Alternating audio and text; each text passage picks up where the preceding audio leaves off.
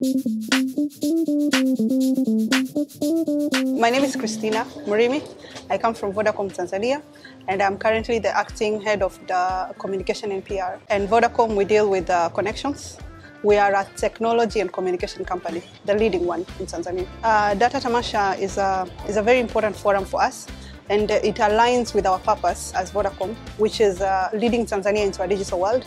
And we appreciate the theme for this year, which is unboxing data, which means how do people understand data? What importance does data have in the different economic sectors, for example, agriculture, education, health, and all the others. And we have been involved in the Data Tamasha because we believe that data is the future.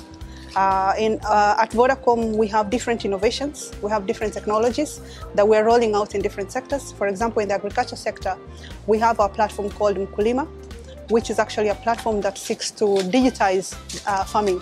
It seeks to digitize the whole value chain of agriculture. And in terms of education, you've seen us today, we were speaking about Ifaham, which is our portal that brings together content for learner. Mtu wa kawaida, how do we make learning accessible to every Tanzanian, regardless of their education, regardless of where they are? So that's why we're here.